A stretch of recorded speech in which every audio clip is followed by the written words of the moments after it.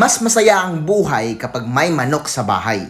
Kung galing ka man sa trabaho, makikita mo yung mga alaga mo na magaganda, masisigla. Talagang ikay matutulala. Yung iniisip mong dumadami na sila. Araw-araw merong itlog na nakukuha. Siguradong lahat ng pagod mo'y mawawala. Kung merong mga okasyon sa inyo tapos wala kayong ihahanda, ituro mo lang yung gusto mong alaga. Dito kasi sa pagmamanok, hindi mo masasabi na ikay walang-wala.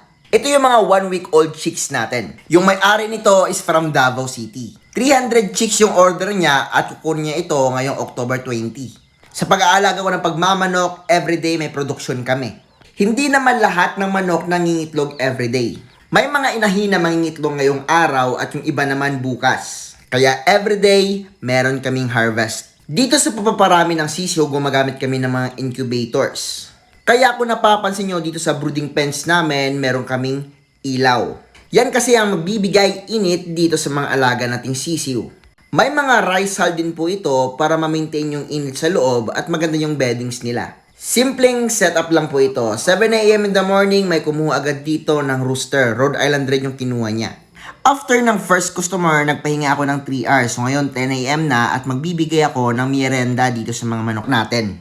Pag ako'y pumapasok sa mga pens, sinasara ko agad yung gate. Pag may nakalabas kasi na manok dito, madodoble yung trabaho natin. Itong binibigay ko sa mga manok natin ngayon is mga feeds po galing sa mga poultries. Malapit na po itong ma-expire. Nabibili ko lang ito sa halagang 1,000 to 1,300 pesos ang sako. Masasabi kong mas mura pa ito sa crack corn. Bumibili ako ng mga malapit na ma-expire na feeds or mga winawalis na feeds sa feed mills dahil napakalaking tulong nito para makatipid tayo sa patukan ng ating mga alaga. Branded din naman yung mga feeds na ito pero exclusive lang sa mga malalaking poultries. Kapag dun kasi tayo sa AgriVet 100% yung mga branded talaga, kikita man tayo pero konti lang. Sa patuka kasi dapat wise talaga tayo. Lahat ng pinapakain namin dito sa mga manok namin ay tinitimbang para malaman namin kung magkano yung gastos namin sa ganito karaming mga manok. Sobrang nakakaaliw magpakain ng mga manok natin, lalo na magana sila. Ibig sabihin kasi niya, napaka-healthy nila. Kapag busog kasi yung mga manok natin, wala silang ibang iisipin kundi ang pag-mate lang, pagpaparami.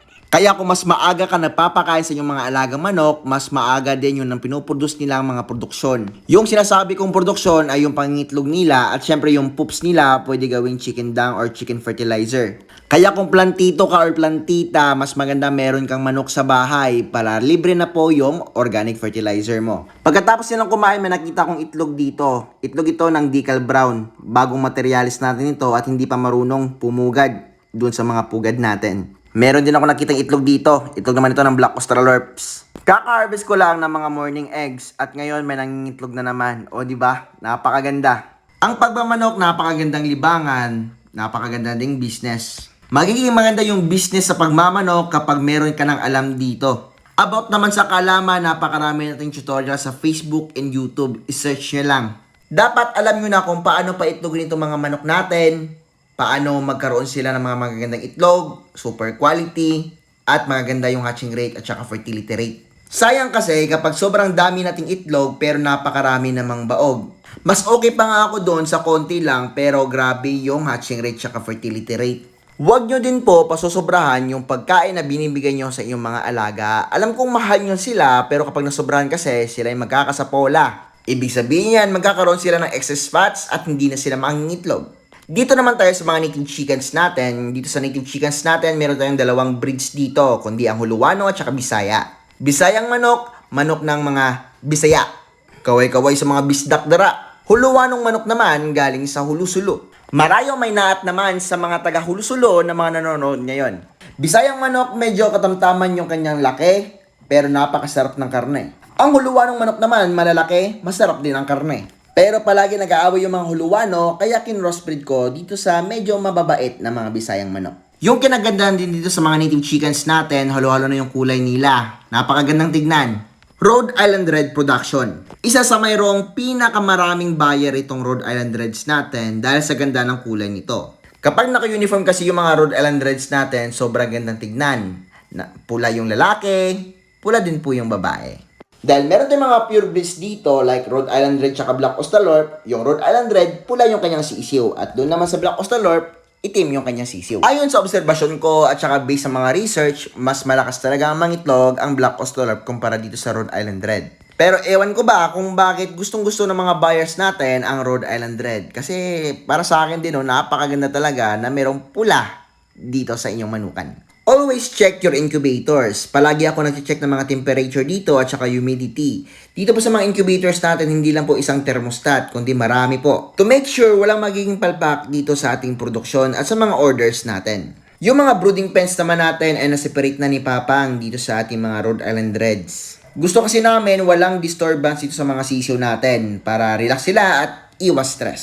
After that, harvest ng saging at yung mga reject ipapakain sa mga manok. Ulam natin, itlog ng bantam tsaka tuyo. Napakasarap i-breakfast nito. Libre itlog or libreng karne. O di ba napakasarap. Sausaw natin sa suka.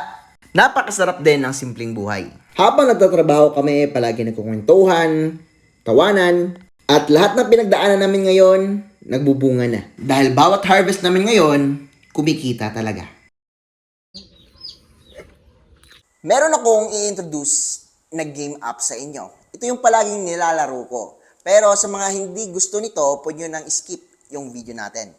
Ang larong ito ay tinatawag na Game 8. Pwede kang kumita rito habang nasa bahay ka lang. At dahil nanood ka ng video natin, meron itong promo sa comment section natin. Click mo lang yon. Parang pasok! Dito guys, sobrang daming mga laro at mamimili ka na lang kung anong gusto mong laruin dito guys. And by the way guys, kung gusto nyo mag-deposit, click lang natin yung plus dito sa taas. And yan guys, pwede ka mag-deposit gamit ang GCash, PayMaya, USDT. And dito guys, pwede ka mag-deposit ng 100 to pataas. And kung gusto nyo naman mag-cash out dito, click lang natin yung sa katabi niya. And yun guys. And meron tayong mga promo dito guys. Kaya sobrang ganda talaga itong apps at sobrang bilis mga laro dito. Dito tayo sa slot. And dito guys, kung gusto niyo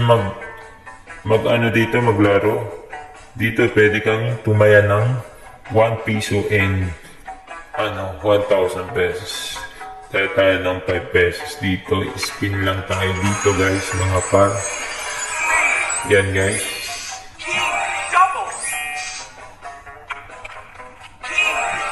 Bali, meron tayong 100 na balance.